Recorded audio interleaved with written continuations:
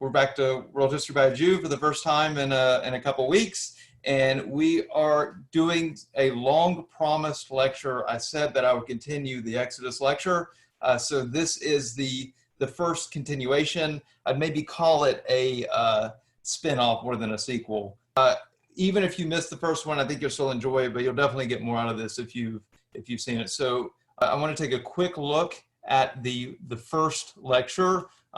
So just to refresh your memory, super fast refresh, because it's an hour-long lecture and I don't want to spend a lot of time tonight, but we talked about the kernels of truth. We talked about what we can learn from bricks in archaeology. We looked at the geography, the places named in the Torah and its relevance. We looked at the imagery from the Battle of Kadesh, the reliefs from the Battle of Kadesh, and we're going to kind of briefly mention those again tonight. We talked about the chronology in Egyptian history versus chronology in biblical history and how well they match up. We looked at etymology, our favorite, right, etymology, and don't worry, I have some etymology for you tonight as well. And then we talked about some other more obscure archaeological discoveries, but how they relate to the Exodus story. We ended, first of all, with an analysis of Ramses the Great's life and what his life could maybe hint to us regarding Exodus. And then finally, we talked about the Merneptah Stele, which was the single most important discovery that I spoke about in that previous lecture. And we're going to talk about it again tonight in more depth. So I ended the Exodus lecture with 3 points. I added a fourth one I'll explain in a minute. But our three key facts to ponder that ended the Exodus lecture was the Torah clearly states that Jews built Pi Ramses. Pi Ramses only existed, and that was the capital of Ramses the Great, by the way, for those of you who are less familiar. So Pi Ramses was Ramses the Great's capital, and Pi Ramses only existed from about 1280 to 1060 BCE. If the Jews were to build it, then obviously they would be involved towards the beginning rather than the end of that range. Then we had the Merneptah Stele, which you have on the right here. You can see a picture to refresh your memory. And the Merneptah Stele talked about a people of Israel being in Canaan, and it had to have been before 1208 BCE. I guess you could maybe land on 1208, but it had to be before 1208 BCE, and we're going to talk about that tonight. So you're going to get this range where basically what I'm saying is the Jews would have had to have been in Egypt around 1280, but out of there, and a group of people that Merneptah would meet in the land of Canaan just before 1208 BCE. And then I wanted to add one more date. Now, these three pieces of information are very firm, and that's why I ended with those at Exodus, but there's a fourth one I need for triangulating our dates. And I didn't mention this, but I didn't put it on the same list, and that was that Ramses the Great had a significant change in his life between his 20 and 25th years. So somewhere around there, he changed dramatically, and he lost his wife, he lost the crown prince, so on and so forth. If we feel confident that that has to do with the Exodus, then that's going to triangulate the dates to somewhere in this range. So your wide range of dates for the Exodus based on the archaeology would be 1270 to 1235 BC. And I think we can really comfortably narrow it down. If you want to talk about when the Exodus was, you can feel pretty comfortable based on the previous lecture and what I've just told you of pegging it around 1260 to 1245 BCE. Now, that's pretty heavy stuff, and it took me an hour to build to that in the first lecture, and I'm starting with this lecture with that already, but I need that baseline to really get us moving forward. I've got to review one other thing before I can move on tonight, and that is Merneptah. So let me remind you of who Merneptah is, because I'm going to end up talking about him, not really him, but his monuments, his accomplishments. I'm going to be mentioning him a lot tonight, so it's important to refresh your memory. So Merneptah was the 13th son of Ramses the Great. Ramses reigned so long that his first 12 sons had all passed away by the time he did. He reigned till he was 80 or so. And then, so when he died, the oldest living son was Merneptah. He was already in his 60s, but he would still reign for a good 10 years, which, considering at that point in human history, he takes the throne in his 60s and he reigns for 10 years. That's not too bad. He'd have two major campaigns, one against the Libyans and one against the Canaanites, which We'll talk about it at length. He has some battle reliefs describing this at Karnak, and we're going to go visit those tonight. But first, we need to look at the Merneptah Stele. So let me remind you about the Merneptah Stele. I just told you the important date about this 1208 BCE, but I had to mention it right now because our friend Flinders Petrie is coming back, right? So he's the Egyptologist, so I mention in every lecture. For those of you with that checkbox, you can now check it off. So in 1896, Flinders Petrie did discover the Merneptah Stele. This stele is really about Merneptah's military campaigns focused really on Libya. It's only the bottom section here. We're going to talk about the Canaanite campaign. And the story that it tells us, we can find in a couple places. It's not only the Merneptah Stele, which was in his mortuary temple, but he also has, it's a broken inscription, but he has the same story at the Temple of Karnak. So this stele was created, it's dated as the 5th year of Merneptah's reign, which is where I get this 1208 BC, right? If he took the throne in 1213 and it was his 5th year, that's 1208. And our main focus is what can we get out of this Merneptah Stele to further our understanding of Israel's early origins. So to do that, but we're now going to leave on a virtual trip, and we are going to fly to Cairo. So I also did this not just for the gimmick of it, but I just wanted you to get a map just to refresh your memory of where we are heading on the map. So now we're heading to Egypt, and I'm going to zoom in here in our primary area. We are going to be covering Canaan too tonight later on, but we're going to start off flying into Cairo. I'm going to zoom in. This side is just a zoomed in version of this, and we're heading to Luxor. So if you look at this blue box, you have this box on both sides, and that's what I really want to zoom in on. So we're heading to Luxor, we're heading to Thebes, and I'm going to explain Thebes to you because Thebes is an interesting place. So let's take a look at Thebes. Thebes is has an East Thebes and a West Thebes. So West Thebes is the land of the dead, and then the east side is the city of the living. Now, the West is very interesting when you talk about Egyptian way of thought. The West was death to them. So the way we say passed away, you don't want to say someone dies. That sounds too direct. You say someone passed away. The Egyptians said they went west. They went west. So when you look at West Thebes, which you see here labeled on this map as the city of the dead, all these temples you see are not of living gods. They're mortuary temples for their fallen kings. They're kings who went west. All ended up with a mortuary temple on the west side. Their living gods in their religion were on the east side. So the east was the land of the living. So we're going to come back to this red box later on, but right now we're focusing on this blue box. So, and here's just a closer up. I kind of like this map a little bit better. This map is better for your bearings. This map is better for actually looking at the site. This blue box, and you'll see I'm using this color coding a lot tonight. So this blue box here is the same as this blue box here. Let's zoom in here. So again, notice the blue box. And now I've added a burgundy box because I want to look specifically at the Temple of Merneptah. So here's our burgundy box, and I have it zoomed in. Notice this black and white picture is a burgundy box. This is also a gift from Flinders Petrie. This is the drawing from his excavation. And when he first excavated Merneptah's temple, he found the Merneptah Stele right here. So this yellow represents where Merneptah Stele was found. So here's what it looks like. That's what this is a replica, but if you go there now, there's an open air museum. You can walk around Merneptah's temple and you'll see this stela as it would have appeared in antiquity.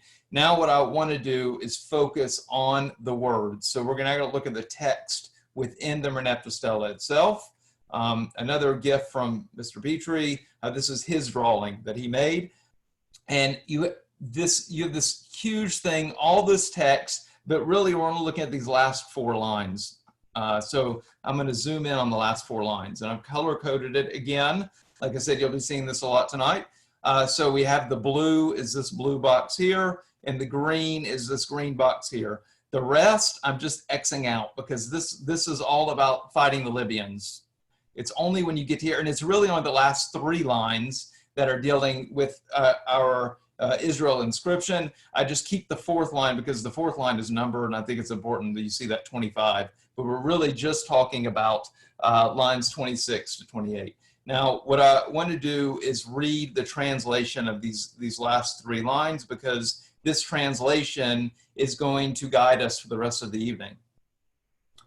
Here are the lines. The princes are prostrate, saying shalom. Not one is raising his head among the 9 bows. Now that Libya has come to ruin, Hadi is pacified.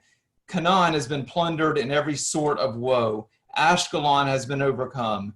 Gezer has been captured. Yonaam is non-existent.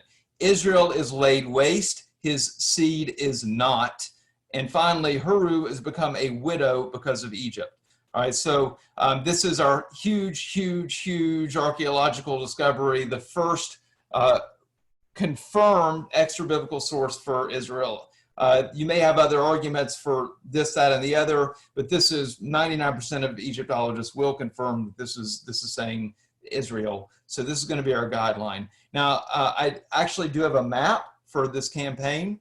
So I'm going to add the campaign map just so you can kind of see on a map where these places are.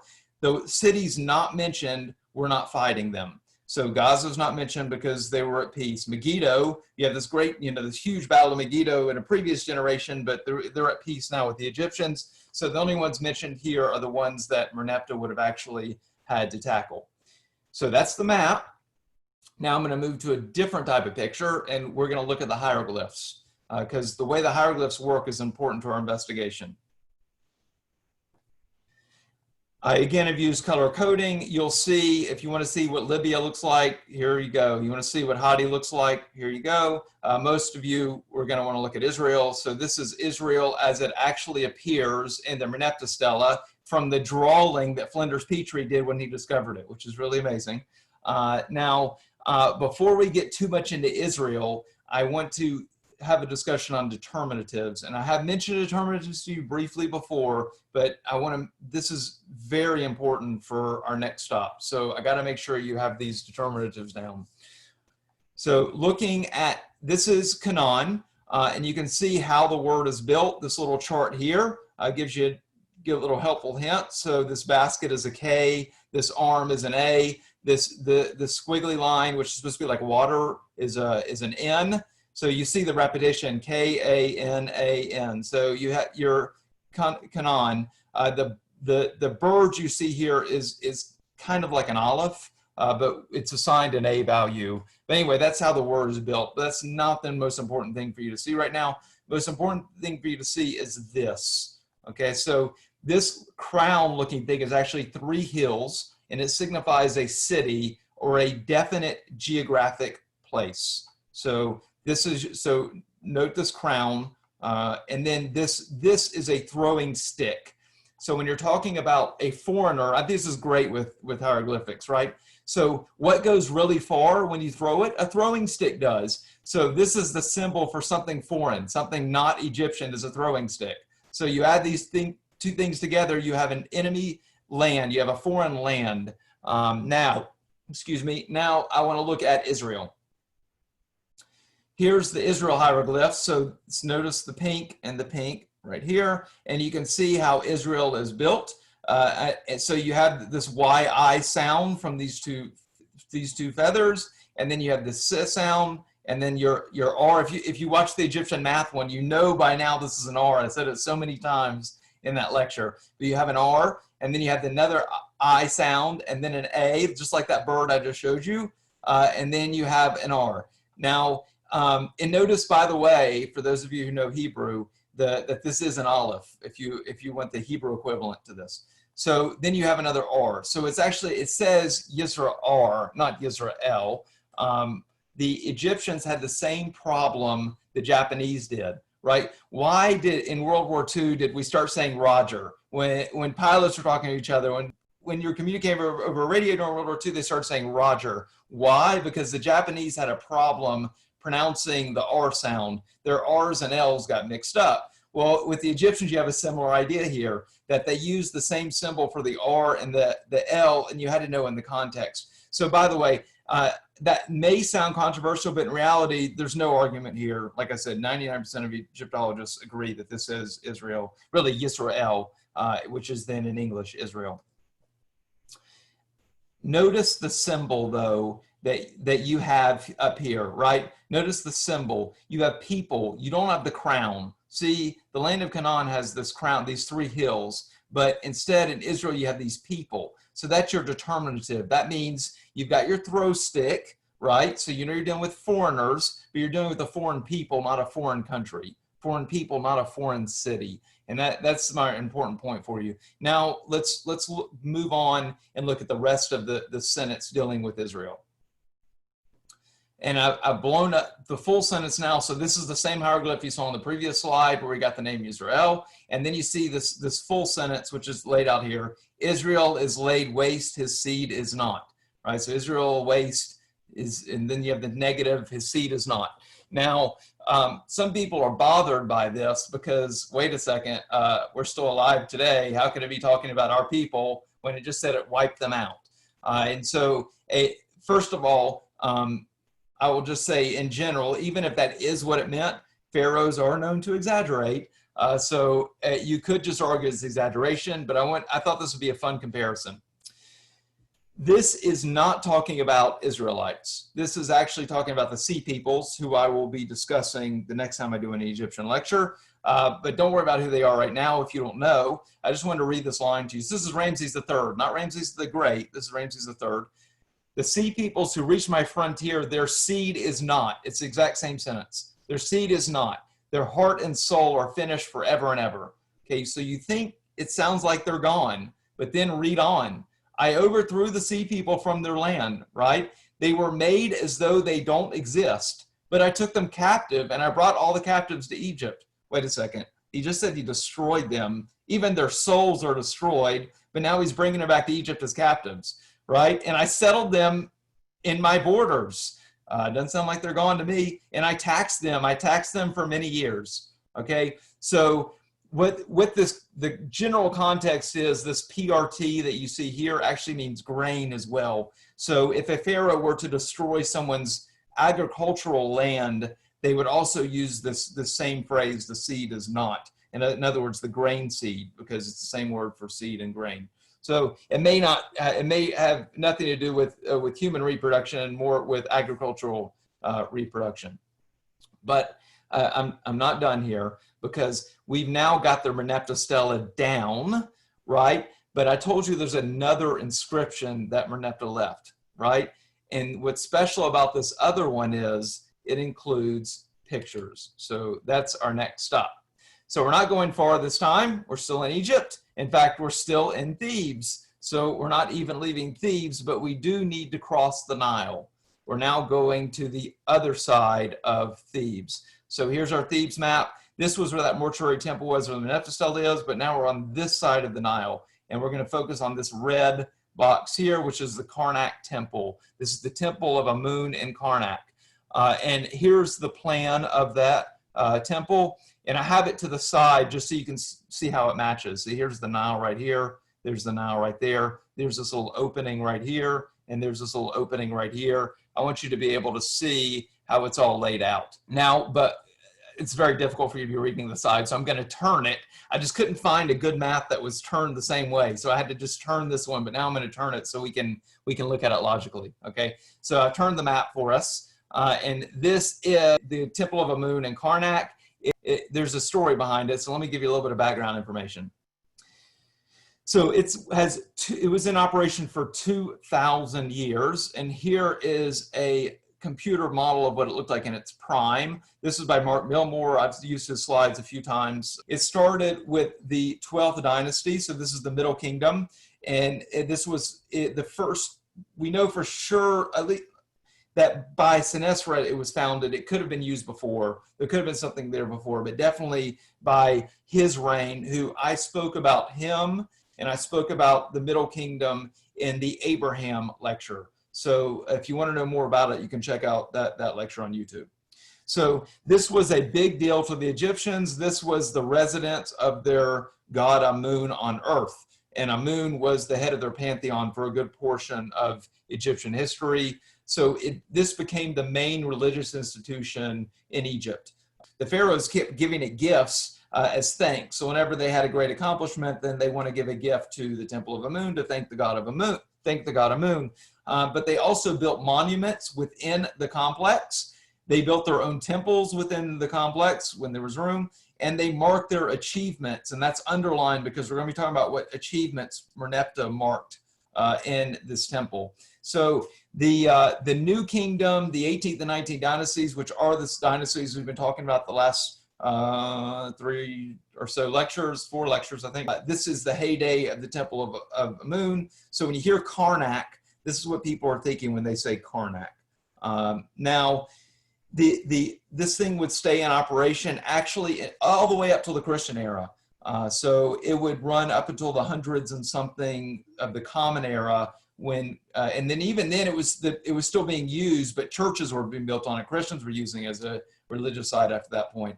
So it had a long history. The last noteworthy building I'll just mention was about 200 years before that. So about 100 BCE, the last great building of this complex was built. It would stay in operation until the Muslim conquest in 642. So our focus tonight though is just going to be one tiny little piece of it, and that's here. So this one little piece, we're going to be analyzing this as the evening goes on. Now, I want to give you an idea of how big this is, and I know I can read off the line. It's 75 acres, it's 3.25 million square miles. Great, but I thought I would compare it to a modern building, and I thought a fun modern building, especially since we're in Atlanta, is to look at what Mercedes-Benz Stadium would look like as compared to the Temple of Karnak. Now, I'm actually not a Falcons fan. I was raised a fan of another team whose name is currently banned, and I can't say it. So for that reason as well, it seemed that using the Falcons was a better idea. So let's see what the NFL Falcons football team's stadium would look like inside the Temple of Karnak. Oh, wow, that's it. So that means I can get another one, and I can probably fit another one, and I can probably fit another one. This is the entire Mercedes-Benz complex. Now, people don't appreciate exactly how small a football field is compared to the football stadium itself, because 100 yards isn't that much. So let's look at what the Falcons field would look like compared to the stadium. Up. And what do you know? I could go all the way across and fit 6 of these long ways in the length of the Karnak temple. So my point being, it's pretty big. Anyway, that was just for a little bit of fun. I hope y'all like that. Now, what I'm going to do is I'm going to switch out of the drawings. I want you to see a picture of what it looks like today. So Mark Milmore here has shown you what it looked like at its prime. Let's take a look at it today. It's a gorgeous picture. So you can still see a lot. Obviously, time has worn it down. This little square is the same square I told you about in the previous slide we're going to be talking about tonight. And I've also added a drawing here just so you can still kind of compare that, what it looked like in its prime type thing. Notice these pylons. These pylons help you keep your bearings. So this pylon, this pylon, this pylon, this pylon is the same thing. 1, 2, 3, 4. These are the same pylons that match up. So you can know how you're looking at it.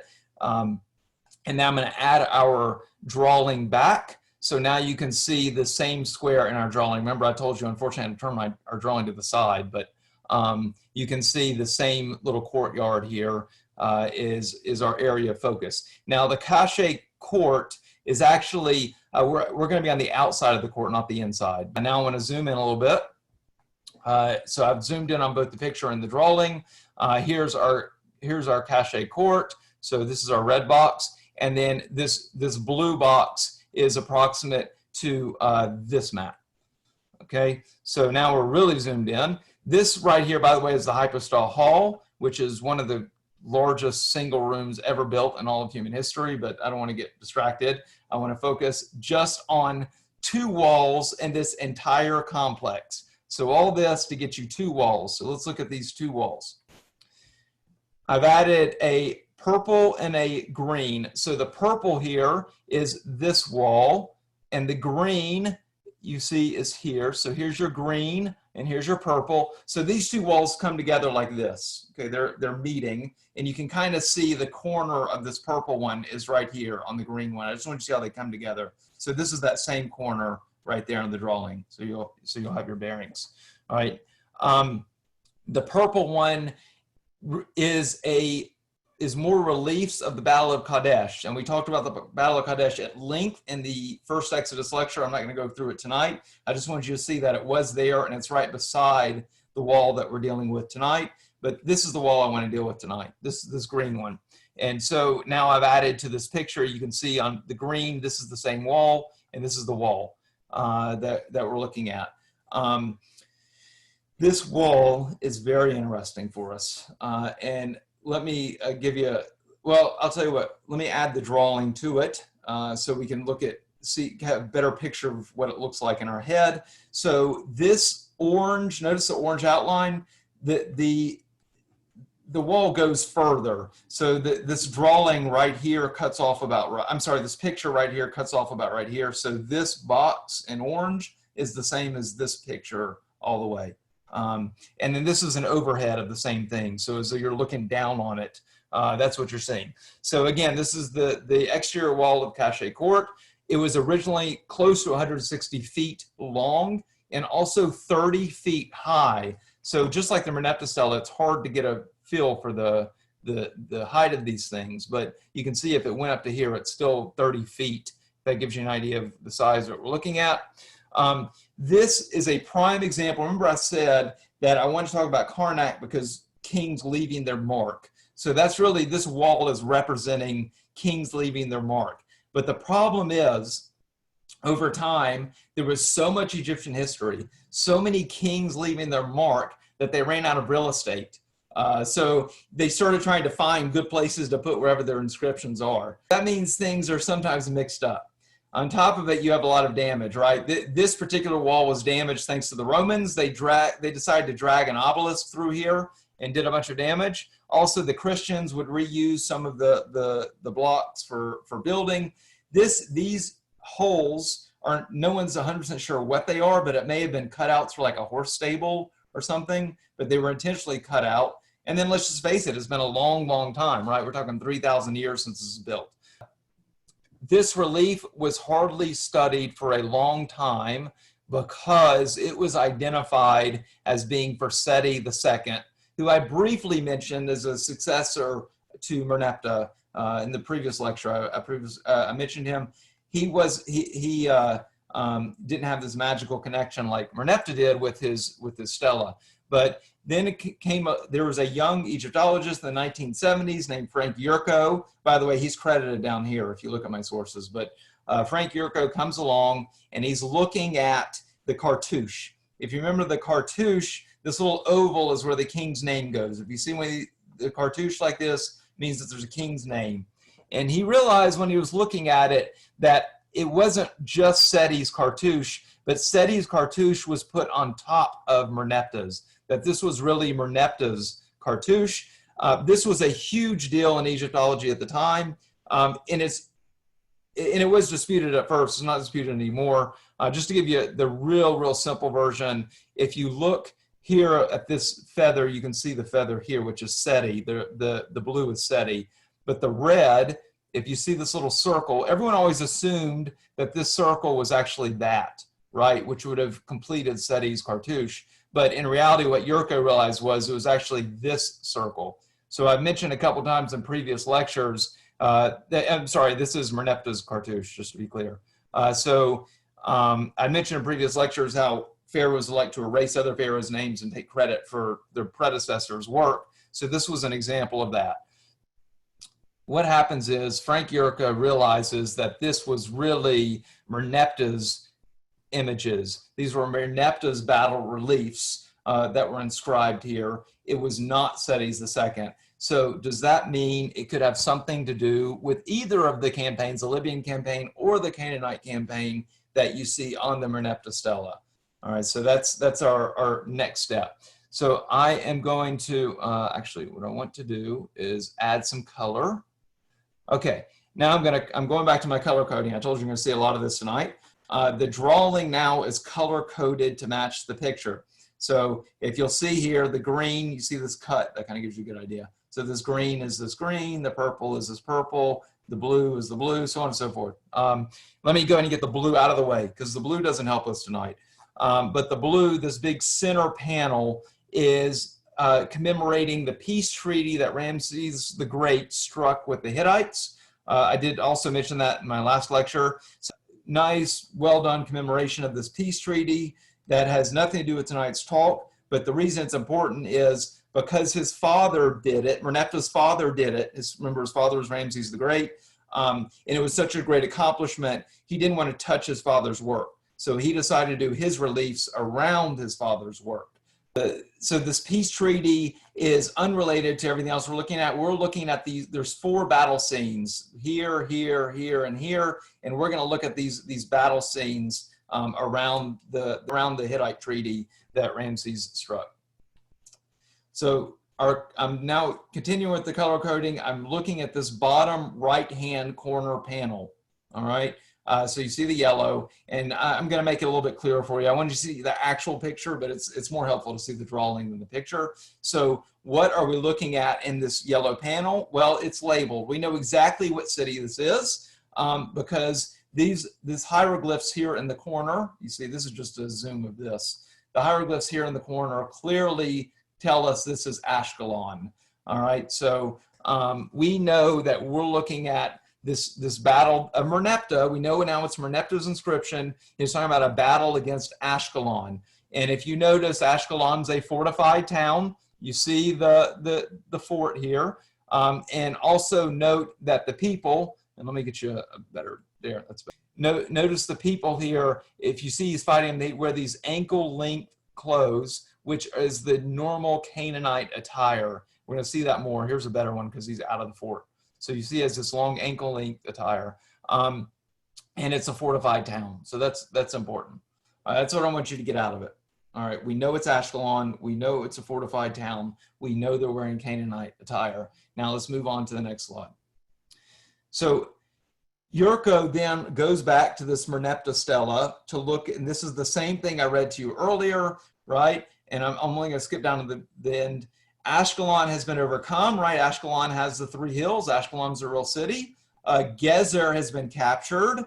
Yonaam is made non-existent, and Israel is laid waste. His seed is not.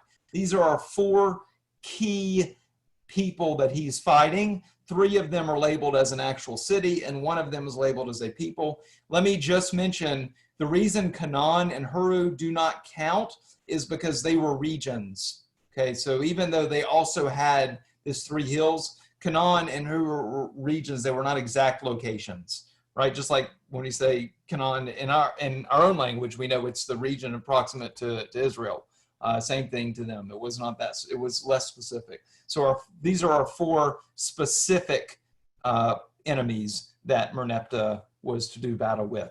So if Ashkelon is here, do we think we can find any others? So we're going to move on to the purple one here. Okay, so now this is the purple one on the bottom left. Here's a drawing close up. What can we get out of this drawing? So unfortunately, it's not labeled. It may have been labeled in antiquity. Whatever hieroglyph for the town is no longer there. But what we can see from this is 2 important things. Number 1, it's another fort, right? And on top of that, they're wearing Canaanite attire. So once again, you have this, you have them wearing these ankle-length outfits, which identifies them as Canaanite. So we know it's a fortified town. We know it's Canaanite. Well, we know from that previous inscription that first we had Ashkelon, and the next stop was Gezer. So if we can count the purple one as Gezer, then what's the green one? So if I go here and I'm labeling, so here's Ashkelon, here's Gezer. I hope you're able to follow this. I tried to label it very clearly. So now we're looking at this green one. You can see how you have this cutout from the wall. So there's your same cutout, so you know where we are. And then what can I see about this? Well, it's a very similar idea. Once again, we have a Canaanite town. They're dressed as Canaanites, and they have a fort. There's not a lot of it left, but we can see clearly there was a fort here. So if we had Ashkelon, then we had Gezer, then could this be Yonaam? I think you can all see where I'm heading at this point. Let's move on to the next slide.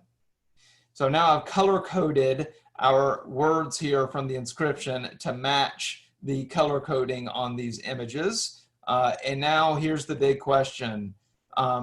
is red Israel? Is this the Israel who was laid waste and his seed is not? And for that, we obviously need to take a look at the picture. So unfortunately, the picture is in awful, awful shape. But let's look at what we got. Here is a zoomed in picture. What can we get out of this picture? It's in horrible shape. We only see the bottom half of it, but yet I think we can still learn something. And Yurko also thought he could learn something. So first of all, this is not a fortified town. First of all, there's no fort down here. You'd be able to see it based on the other inscriptions. There's no wall down here at all. Also, just the chariot. If you look at where the Pharaoh's chariot is, when his chariot's in a picture against a fort, it's got to be like, in this example, be further to the right, because you have to have room to build out the fort. Well, with the chariot, here's his chariot, there's the wheel, there's the horse. With the chariot right in the middle of the inscription, there's no way there was a fort here. On top of that, Yurko identified, a lot of this is people, so be careful which lines. So you have horses, you have a horse, right, that's the horse neck, you have people's attire, but he's identifying this as low-lying hills in addition to the people. So the people are wearing Canaanite attire. So they're wearing Canaanite attire, but they're in an open space with maybe some low-lying fields. So he's fighting a people that don't have a fort, therefore they don't have a city. This sounds very much like the description we have from the hieroglyphs on what Israel would look like in a drawing. So let me also just point out that right near there in the cache courts on the other side of the wall, you have a fragmentary inscription that is approximately the same to the Merneptah Stele. So he brought this story with him in writing, and then he had the reliefs made at Karnak. But you're looking at this and the order's kind of funny and you're thinking to yourself, okay, well, that sounds really interesting, but why would he go in that order? It just doesn't make any sense. And so for that, what I want to do is I want to go back to our map. So I'm just giving you a clean picture here of our 4 locations. The red now, you see I label with an I for Israel. And now I want you to look at this map. At first glance, the map, and again, we have Ashkelon, right? We have Gezer, we have Yonam, and then we have Israel. At first glance, the map doesn't make a lot of sense. But what I realized is when you turn it to its side, draw some arrows from one location to the next, and you're going from Egypt to Ashkelon to Gezer to Yonam to Israel. Same thing on this side. So it seems that the reliefs then were made to match the order of the campaign. Can we find any other evidence from this? Well, the next step would be to look at what else is on this inscription. So that's 5, 6, and 7. That has to do with this yellow arrow. So the yellow arrow was actually a campaign of Prince Seti Merneptah, who was the crown prince. So this is Merneptah's son who led a campaign against the Shasu. So let me look at the Shasu for a minute. The Shasu people were Bedouins. They liked to harass the Egyptians. And the Egyptians would like to come down really hard on them when they harassed them. And this went on over a long period of time.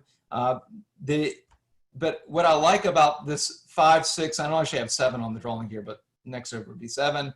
If you zoom in here, this one gives you a great picture of what the Shasu look like. Now notice the Shasu are dressed different. They have knee-length kilts and they're wearing a turban. So they're clearly dressed differently than the Canaanites. And it was separate on the campaign because it was led by the crown prince and not the Pharaoh. But notice it also fits in to these next boxes on the map. It matches perfectly. All right, now I want to go back and look. Here's our Merneptah Stele again. One other lesson I want to add when you match these two. So first of all, the Merneptah Stele, remember, speaks of the Libyan campaign from Merneptah's 5th year, and it gives almost all the space to the Libyan campaign. So the clue would be that the Libyan campaign is a much bigger deal in Merneptah's head than the Canaanite campaign, which is just this red down here. But the Canaanite campaign had all the spots on the relief. There is no image of the Libyan campaign. The only reliefs go to the Canaanite campaign. So this helps us with dating because this means that Merneptah must have had the Canaanite campaign. He must have come back victorious. He commissions these reliefs at Karnak. And a couple years later, he then has a Libyan campaign. He has this big win against the Libyans, but there's no space yet. There's no space left for this campaign because it happened a couple years after the Canaanite campaign. So he gave the Libyans more space on the stela. All right, kind of makes sense. So this means time-wise, Merneptah became king in 1213. Merneptah probably needed a year or so to consolidate his power after his father ruled for so long. And then invaded Canaan probably a year or 2 or 3. And what that tells us is that the Canaanite campaign was 2 or 3 years earlier. So really, when you see the Merneptah Stele, you're always going to see it dated like 1208. Some will say 1207, whatever. 1208 BCE is the norm. But really, the Canaanite campaign is probably 2 or 3 years earlier, pushing Israel back even further to our narrow range for the Exodus. If you figure 40 years in the desert and from 1211 back to 1251, that lands smack in the middle of our narrow range of 1260 to 1245 for the Exodus, which is pretty amazing. Now, I have some last lessons from this picture. Are we looking at the first picture of the Israelites? I think we are. So we're looking at the only image for another 500 years. So the first confirmed image, widely everyone recognizes the first image of Israelites, was actually in 700 BCE. It's in Sennacherib's palace in Nineveh, showing the Assyrians defeating Lachish. So this is, everyone accepts, and by the way, I want to look at, well, I can add that picture too. Everyone accepts that this is the first image of Jews, or Israelites. And you can see, notice the attire. They're still wearing the same garb that we see in this drawing, which is still another just great detail. Okay, this image then, if you're accepting that it's Israel, like me, that this gives you further hard evidence of the Israelite Exodus, and it helps with our dating for sure. Next, it shows the Israelites were culturally attached to the Canaanites. They dressed like them. And the latest DNA, and I sent this article for those of you who are on my email list, I sent this article, I don't know, maybe 3 weeks ago or so, that the latest DNA evidence is showing that modern Jews do have Canaanite DNA in them. This is more reinforcement for us identifying this Canaanite garb is also covering Israelites. And it should not bother you. We know it was a mixed multitude of Jews who left Egypt, and we know that there's proselytes because the Torah tells us over and over and over again about dealing with proselytes. So it should not, this identification with Canaanites, the similarity shouldn't bother you. It also weakens the connection of the Shasu. There are some people who try to claim that the Shasu are Israelites, are proto-Israelites, but it just can't be. Based on the dress, along with a lot of other reasons I don't have time to get into tonight.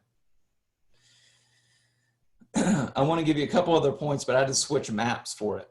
So I want to look at this hill country. So from the drawing, from the relief, it looks like the Jews faced the Egyptians in a low hill country. And this is the area, if you looked on a topographic map of Israel, the penetration of the Jews into Israel was this rectangle right here. They actually came up on this side of the Dead Sea, on the east side of the Dead Sea, and then came through here. And there's Jericho, which is a whole nother story I'm not going to get into today, but I just wanted you to get your bearings. And now I'm going to add that to our map. So this is the map we've been using tonight, and this rectangle box is the same, just so you see where we are on the map for Israelite penetration.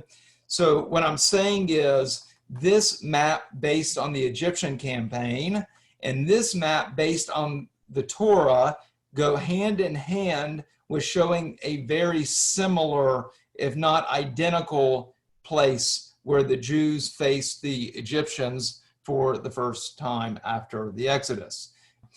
This is a close-up of this penetration section, and I've labeled Nephtoah because Nephtoah is our next point of discussion for tonight, But for that, I'm leaving the Egyptian scripture and I'm going to head to to our own Jewish scripture. Specifically, let's go to look at the book of Joshua.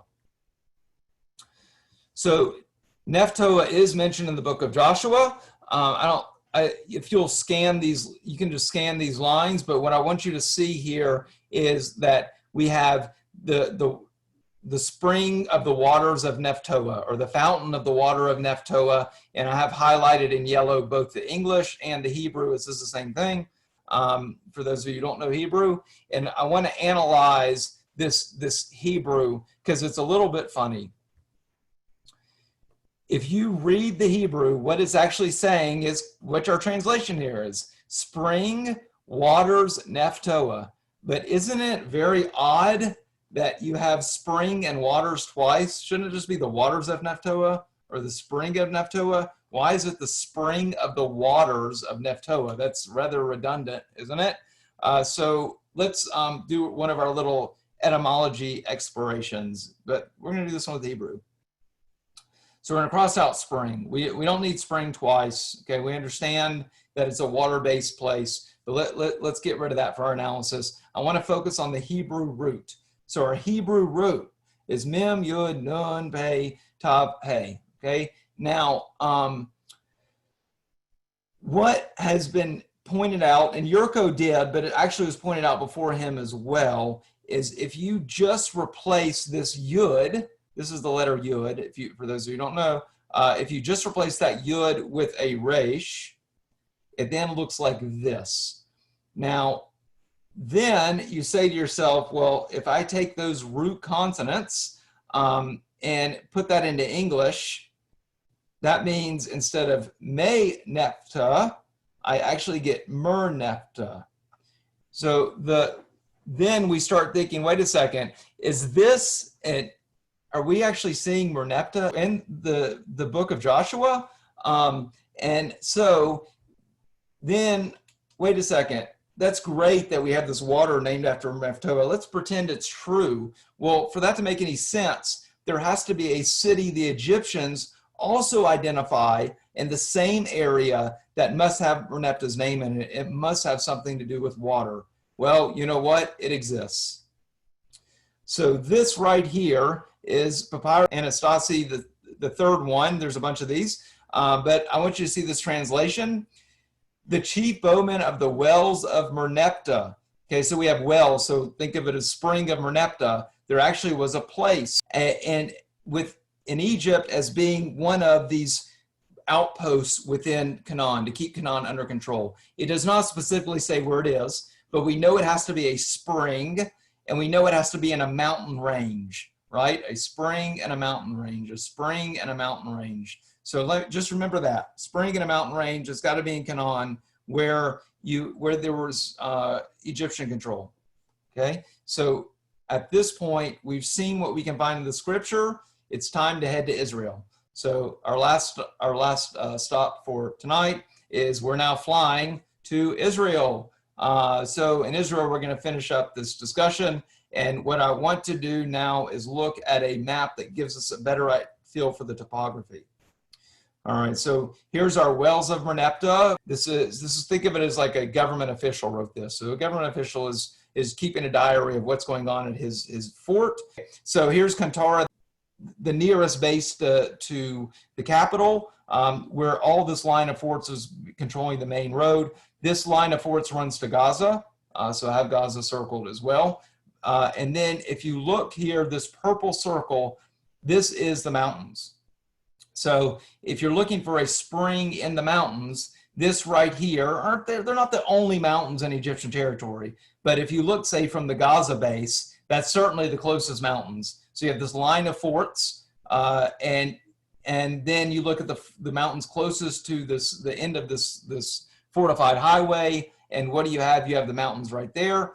Now, what I wanted to add are these Fs. These two Fs means they were finds dated to Merneptah's era or just after. So we have Egyptian finds right around that same area. And I brought our map back here. So here's our waters of Merneptah. And the mountains would be right here. And here's our mountains. and the waters of Nephtoah would be right in that little red circle that I have for you on the map, which is, again, pretty amazing that the map matches so well. So the last 2 points I want to mention is that it was well known to name places after pharaohs. So there was also a known stable of Merneptah and a castle of Merneptah in this exact same document. It talks about these 2 other places named after Merneptah. But I think I need to have a little bit more proof that Merneptah and Nephtoah are the same place. So now we're going to go exploring in Israel. And what I want to do is go to a little town called Lifta in Israel. What is Lifta? Really exists. It's actually a Palestinian ghost town. It was frozen in time. It's the only untouched Palestinian village from the pre-Israel era. In other words, it's like just complete. 1948 came and they left it, and no one ever did anything with it. It's very close to Jerusalem. You can hardly see on the map the difference, but it's right on a slope near Jerusalem. In 2018, it was named as by the World Monuments Fund as one of the 25 most at-risk sites. Let me explain why. So let's look at Lifta's history. Lifta goes back to the Roman era. The Crusaders built a farming community there, and they expanded the village during the Ottoman era. It reached its political peak just before 1948. So just before Israel declared independence, it was the commercial center of the area. It was most known for having 6 commercial-sized olive oil presses. But the War of Independence came, and the Palestinians took off, and it was never repopulated by Arabs or Jews. So the controversy came in recent years. A couple years ago, some Israeli developers wanted to build some luxury community there, and given how close it is to Jerusalem, makes a lot of sense. It has not been approved yet, but that was the World Monuments Fund saying, you know, don't mess with this abandoned Palestinian village because it's like frozen in time. There's nothing else like this. I want to say out of the political aspect of that, but I think I said that pretty factually. Now, Lifta, though, has a secret. Lifta's history actually goes back before the Romans. Lifta actually was populated since antiquity due to a natural spring. And it's called Lifta Natural Spring in English. You can see it on a map. If you want to look on Google Maps, you can find it. But Lifta is actually a corrupted name. It's also known as Ain Nephtoah. It's also known as May Nephtoah. In ancient times, the same site was known as the spring of the waters of Nephtoah, or as the Egyptians like to call it, the wells of Nephtoah. So this is the actual spring here on your left, and it could very well be that this spring, obviously the wall isn't this old, but it could very well be that this spring was waters looked upon by both Joshua and Merneptah. Right there. Cool? Amazing? Fun? Okay, so, you know, if Nephtoah, if you think it's unlikely Nephtoah could be Merneptah, which I don't think is that big of a corruption at all, well, all you have to do is look at the very same city that now the Nephtoah became Lifta. So that just shows you that the corruption, name corruption is very realistic, and to go from Nephtoah to Merneptah is not unlikely in any shape, form, or fashion. Okay, so what do we learn from Nephtoah? That basically we've got this geographic evidence that matches the map made from the Karnak reliefs. And the map and the geographic evidence then corroborate the Torah. Great stuff. There's further evidence again about our dating for the Exodus, and also for dating the Israelite conquest of Canaan. That's for a future lecture. That's a gigantic topic. I mentioned before, and I said, Joshua, I just can't get to it tonight. We'll be here all night. I may still not finish. So just kind of bear with me on that one and know that's for the future. It also, this Nephtoah is in the hills, right? It's not in the big cities. It wouldn't have been a fortified town in Merneptah's day. It would have been some tiny little village near some water in the hills. So it, again, goes back to the relief. All right, and I pointed out with great repetition about how it matches the mountain location, which matches the Joshua's conquest. Now we've gotten a lot of data. So at this time, we're going to take our data. It's time to get on a plane, and it's time to fly back home, do our archaeological report, and discuss what we learned. we see, first of all, an interpretation of the Egyptian evidence, and then we'll deal more with how that affects the Jewish data. So in the mid 1200s, Canaan was in relative peace from Egypt.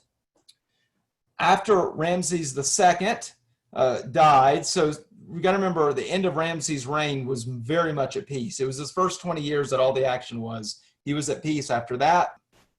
Canaan really has had a hands-off approach. Ramses II, this great king, dies, and what happens over and over again in human history, when a great king dies, all the vassals try to use this vacuum of power to revolt. So the Canaanites throw off this Egyptian yoke. Merneptah comes to the throne, takes him a year or so to consolidate his power, but he's going in to pacify these problematic Canaanites. Only the hostile cities were hit. All right, so he only attacked Ashkelon, Gezer, Yonam, the Israeli people, the Shashu people. He skipped the peaceful locations, which the archaeological evidence matches his records, that Megiddo and Kadesh, for example, two very famous sites of ancient battles, were skipped. There was also no international conflict. So without mentioning the ancient countries, you mentioned the modern countries, the areas of Lebanon and Syria and Jordan and Turkey were all other principalities at the time. They were not touched. Okay, so we saw that Ashkelon, Gezer, Yonam are fortified cities and revolt, and the Israelite people stir up trouble. They attack Egypt's vassals. So you've got these cities in revolt. He's got to take care of these fortified cities, and then he'll deal with these roaming people, which he deals with both Israelites and the Shasu. So the cities are the set battles, and then you have skirmishes where the people are. At least that's kind of the interpretation. So Merneptah's war keeps much of Canaan under Egypt's control for 50 or 60 years. So not all of Canaan, but a good portion, particularly of southern Canaan and the coastline, would remain, like even up to, say, Akko, would remain under Egyptian control for another 50 or 60 plus years. Merneptah now comes back from the successful mission, and he commissions these reliefs in Karnak, and he wants them in a prime place. So he puts them right by his dad's big battle of Kadesh and around his dad's peace treaty at the Hittites. This is like prime real estate. He really wants to show off this accomplishment. And then a couple years later, he now has an even bigger war against the Libyans and the Sea People, but he already gave the prime real estate to his Canaanite conflict, and so there it remains. So now let's take this back to our people. What does this mean to our people? So the Merneptah Stele identifies Israel by name in Canaan before 1208 BCE. The dates, as we discussed in this lecture, really are more like 1211 to 1210 BCE, which even further reinforces our Exodus timeline. The Karnak relief shows Israel, or at least hints to Israel, in the hills west of Jordan, which matches what we know about in the Bible. The spring of the waters of Nephtoah, if you just say waters of Nephtoah, matches Merneptah very well, and that location records Merneptah's presence, and we have archaeological evidence of him in that area, or at least his immediate successors. The battle against Merneptah is not recorded in the Tanakh. So that's a big question, right? Why wasn't it recorded? Maybe it was just a minor skirmish. Maybe when it says the seed is not, only the fields were destroyed. Perhaps Merneptah himself wasn't there. Maybe it was his vassals or his mercenaries who fought it. And we know it from the Bible by the mercenaries or the vassals. Or could it just be bad records? That's an open question left to interpretation. So Judges retaking of the lands from Joshua, and I kind of hinted at that already, but basically what I was alluding to is Judges would indicate a much slower conquest than what we see from Joshua, and that would then match what we've seen tonight with the evidence from Egypt. We're kind of left with all these questions, and I want to answer them. I just don't have time for them. So let's just say the next time I do a lecture continuing this, we're going to be completely out of Egypt. I'm done with Egypt, at least for a while, and I want to move us into ancient Canaan and really talk about the founding of the Israelite kingdoms. This is in memory of Frank Yurko, who dedicated his life to educating people and children. He went to all the schools in the Chicago area, educating them about Egyptology. If you enjoyed this lecture, you want to know more, feel free to sign up for the email list. And at this point, I can open the floor for questions.